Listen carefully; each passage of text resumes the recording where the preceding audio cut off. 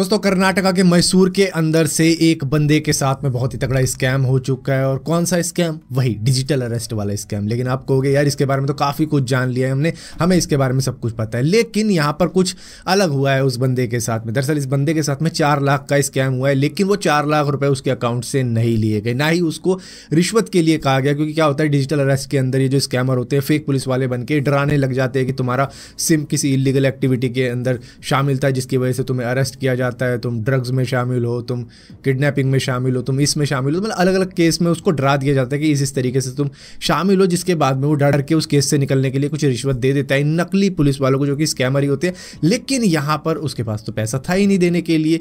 तो यहाँ पर इस मैसूर के बंदे ने अपनी डॉक्यूमेंट्स वगैरह दिखाई होगी, जब उन्होंने मांगी होगी कि भैया अपना आधार कार्ड दिखाओ, अपना पैन कार्ड दिखाओ, अपना ये दिखाओ वो दिखाओ। तो सब कुछ दिखाने के बाद में उन्होंने उसी की डॉक्यूमेंट्स यूज़ करके एक दिन के अंदर अंदर ही लोन पास करवा लिया। और लोन जैसे ही उन्होंने विड्रॉ करवाया अकाउंट से, उस बंदे को मालूम चला कि भैया मेरे नाम पे लोन लिया जा चुका है, क्योंकि उसको ईएमआई का नोटिस भी आ चुका था एसएमएस के अंदर से। तो मतलब कि अब डिजिटल अरेस्ट का स्कैम उस लेवल पे नहीं रहा कि तुम्हें डरा के तुमसे रिश्वत ली जाएगी, तुम्हारे अकाउंट को खाली कर दिया जाएगा। नहीं, अब ये उन लोगों के साथ में भी हो रहा है जिनके पास में पैसा नहीं है, लेकिन उनकी डॉक्यूमेंट्स पे लोन ले लिया जाता है, जिसके बाद में बंदा फिर फंस जाता है उस लोन के ईएमआई के चक्कर में। तो भैया इस बंदे ने तो तुरंत ही फिर एफआईआर करवा दी कि मेरे साथ इस तरीके का स्कैम हुआ है। लेकिन लोन चालू हो गया अब इसके नाम पे, जो कि 4 लाख का था। दोस्तों मान लो आप एक महंगा फोन खरीदते हो, लेकिन उसके साथ में आपको यूजर मैनुअल नहीं मिलता है। तो आप कहोगे यार छोड़ना, क्या करना है यूजर मैनुअल का, मुझे नहीं चाहिए यूजर मैनुअल वगैरह। लेकिन बेंगलुरु के एक बंदे को यूजर मैनुअल से इतना ज़्यादा लगाव था कि उसने OnePlus से यूजर मैनुअल तो लिया ही लिया, 5,000 का कंपनसेशन भी ले लिया, और इसी के साथ साथ 1,000 रुपये उसको लिटिगेशन कॉस्ट भी मिल गई। दरअसल उसने कंज्यूमर कोर्ट में ये मुकदमा डाल दिया था कि भैया मेरे OnePlus के फ़ोन के साथ में मुझे यूज़र मैनुअल नहीं मिला। लेकिन पूरा 1 साल लगा इस मुकदमे के अंदर उसको। तो 1 साल बाद उसको यूज़र मैनुअल तो दिया ही दिया OnePlus वालों ने, इसी के साथ साथ 5,000 का कंपनसेशन भी दिया और 1,000 का लिटिगेशन कॉस्ट भी दिया। तो भैया ज़रा सी चीज़ें भी आपको कंपनसेशन दिलवा सकती हैं। तो भैया आपका हक है यूज़र मैनुअल, और ऊपर से वो जो सिम इंजेक्टर पिन होता है ना भाई, वो भी ना मिले ना अगर आपको, तो उसके लिए भी आपको तगड़ा कंपनसेशन मिल सकता है। तो भैया अगर आपके साथ में गलत हुआ है, चाहे वो छोटा ही गलत हो, तो उसके लिए भी आप कंज्यूमर कोर्ट में मुकदमा डाल सकते हो। कुछ नहीं जाता, ऑनलाइन फॉर्म में डाल दो, अपने आप ही मामला सॉल्व हो जाता है। अब अगर आप भूल चुके हो तो भैया मेरे साथ भी अमेजोन वालों ने अभी जो सेल आई थी उसके अंदर घपला किया था कि भैया मैंने ट्रिबिट का एक स्टॉर्म बॉक्स फ्लो वाला स्पीकर मंगवाया था, वो नहीं आया, ऊपर से पैसे कट गए। मतलब एक बॉक्स के अंदर ही 2 चीज़ें थी, लेकिन एक ही चीज़ उसमें से निकली। तो भैया उसके लिए मैंने कंज्यूमर कोर्ट में डाला भी था। तो भैया मेरा तो मामला सॉल्व हो गया तुरंत ही। मतलब जैसे ही वो नोटिस गया होगा अमेजोन वालों के पास में, उन्हीं का कॉल मेरी तरफ आ गया कि हम रिफंड कर रहे हैं। दोस्तों एप्पल के इकोसिस्टम में किसी भी एंड्रॉयड को परमिशन नहीं है आने की। तो मतलब होता है क्या है कि अगर आपके पास में एप्पल वॉच है, एप्पल का एयरपोर्ट है, तो मुश्किल हो जाती होगी आपके एंड्रॉयड फ़ोन से उनको कनेक्ट करने के लिए। और ऊपर से अगर फोटो वोटो शेयर करने की बात हो जाए तो उसमें भी मुश्किल हो जाती है। लोग शेयर इट वगैरह यूज़ कर लेते हैं, लेकिन उसके लिए इंटरनेट चाहिए होता है। आप नॉर्मल नहीं भेज सकते हो जिस स्पीड से एप्पल टू एप्पल भेजा जा सकता है, एप्पल टू एंड्रॉयड नहीं भेजी जा सकती हैं चीज़ें। तो यहाँ पर शाओमी काम कर रहा है अपने स्मार्टफोन को कंपैटिबल बनाने के लिए एप्पल वॉच के साथ में, एप्पल एयरपोर्ट के साथ में और एप्पल के आईफोन के साथ में। मतलब हर चीज शेयर करनी इतनी ज्यादा इजी हो जाएगी जैसे एप्पल टू एप्पल कर रहे होंगे। फिलहाल के लिए शाओमी ये काम कर रहा है, और इसके लिए वो चाहे एप्पल की एप्लीकेशन हो जो कि उनकी एप्पल वॉच से कनेक्टेड होती है या एयरपोर्ट से कनेक्टेड होती है, तो उस तरीके की एप्लीकेशन तैयार कर रहा है जिनको ये अपने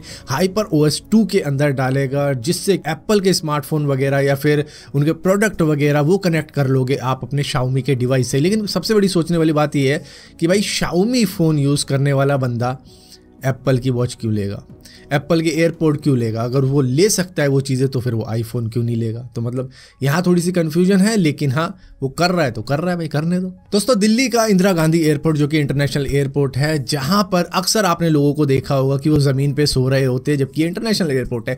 क्योंकि जो एयरपोर्ट की सीट्स है वो कंफर्टेबल है ही नहीं। मतलब कई लोगों ने कंप्लेंट करी है कि भैया आप आधा 1 घंटे से ज़्यादा इस पर बैठ ही नहीं सकते, और कई घंटों की वेटिंग तो भूल ही जाओ कि इस पर हो सकती है, जिसकी वजह से लोग अक्सर ज़मीन पर ही बैठे हुए मिलते हैं या फिर ज़मीन पे लेटे हुए मिलते हैं। अगर उनकी काफ़ी लंबी फ्लाइट है और रात का वक्त हो रहा है और उनको कह दिया अभी फ्लाइट डिले हो रही है, तो इस तरीके के इशू इंदिरा गांधी एयरपोर्ट के अंदर आ रहे हैं, जिसकी वजह से उन्होंने माफ़ी भी मांगी है। मतलब कई सारे पैसेंजर की कंप्लेंट आ चुकी है कि भैया इस तरीके का इशू है यहाँ पर, लेकिन इनको ऐसा लगता है कि भैया हमारी फ़्लाइट आधा घंटा 1 घंटा ही तो डिले होती है, कौन सा 6-7 घंटे होती है, जो कि होती है, जिसकी वजह से लोगों को ज़मीन पर सोना पड़ जाता है, क्योंकि सीटें ऐसी हैं कि भाई बैठने लायक नहीं है, तो सोने का तो भूल ही जाओ। दोस्तों, थाईलैंड की फेमस थाई मसाज लोग लेने के लिए देश विदेश से जाते हैं। अब यहीं पर सिंगापुरियन टूरिस्ट जो कि सिर्फ 20 साल की थी, चाइंडा परम होम, जिनको शोल्डर पेन था तो वहाँ पे मसाज लेने गई थी, जिन्होंने 3 सेशन लिए थे मसाज के कि मेरे शोल्डर पेन में कुछ रिलीव आ जाएगा, लेकिन उल्टा ये हुआ कि उनका लेफ्ट आर्म काम करना ही बंद कर गया, जिसके बाद में उनको हॉस्पिटलाइज किया गया। वहाँ पर उन्होंने बताया कि कुछ नेक ट्विस्टिंग भी हुई थी उनके साथ में और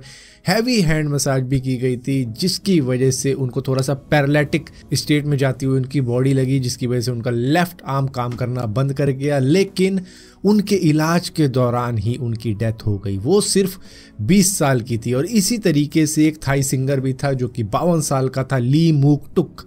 इनकी भी डेथ कुछ थाई मसाज की वजह से ही हुई है। ऐसा बताया जा रहा है कि इनको ब्रेन में स्वेलिंग आ गई थी, जिसकी वजह से ये ऑन स्पॉट, मतलब जिस टाइम पर ये मसाज ले रहे थे उसी टाइम ये स्लीप में चले गए थे, बेहोशी में चले गए थे, और वहीं से इनको हॉस्पिटल ले जाया गया और वहाँ पर इनकी डेथ हो गई। तो यहाँ पर 2 केस सामने आ रहे हैं इन्हीं कुछ महीनों के अंदर, जहाँ पर थाई मसाज की वजह से 2 लोगों की जान चली गई जो कि बिल्कुल हेल्दी थे, ठीक थे। हालांकि यहाँ पर पुलिस इन्वेस्टिगेशन चालू है, वो देख रहे हैं कि क्या मसाज की वजह से ये दिक्कत हुई है या फिर इनको पहले से ही कोई बीमारी थी या दिक्कत थी जिसकी वजह से इनकी सिचुएशन और भी ज़्यादा वर्स्ट हो गई मसाज की वजह से। तो यहाँ पर कुछ भी कहो, इन द एंड मसाज को दोष तो दिया जा रहा है, लेकिन हो सकता है इनको कुछ बीमारी हो जिसकी इन्वेस्टिगेशन चल रही है। दोस्तों, आपने कई सारे इलाकों में देखा होगा कि कई सारी मतलब पॉपुलेशन अब वहाँ पर आ चुकी है जो कि वहाँ की नहीं थी। तो यहाँ पर कई सारी इलाकों के अंदर ये देखा गया है कि बांग्लादेशी और म्यांमार नेशनल काफ़ी ज़्यादा हो चुके हैं, जिनको रोहिंग्या भी बोला जाता है। तो भैया पुणे गोवा के अंदर अब तक 65 लोग पकड़े गए हैं जो कि इंडियन पासपोर्ट के साथ में रह रहे थे, जिसमें से कई सारों के पास में तो अब खुद का घर भी था, क्योंकि वो 2013 से किसी तरीके से इलीगली इंडिया के अंदर आ गए बांग्लादेश से होते हुए, जिसके बाद में अब यहीं रह रहे थे। और 500 रुपये के अंदर इन्होंने अपना ID प्रूफ बनवा लिया। तो और अब इनका खुद का घर भी है इंडिया के अंदर। फिलहाल के लिए जब पकड़ा गया है इनको, तब मालूम चला है कि इनकी कहानी के म्यांमार से भागे थे, बांग्लादेश में जॉब की तलाश में घूम रहे थे। वहां पर जब कुछ नहीं मिला इनको, तो ये इंडिया में आ गए। इंडिया में कोलकाता में रहे और उसके बाद में वहां कुछ नहीं हुआ, तो गोवा और पुणे के अंदर जाके इन्होंने अपना जॉब वॉब करी, प्राइवेट जॉब वगैरह मिल गई, क्योंकि इन्होंने ID प्रूफ बनवा लिए थे अपने सिर्फ 500 रुपये में। और उसके बाद में जॉब करते करते इन्होंने इतनी सक्सेस पाली कि खुद का घर भी बनवा लिया।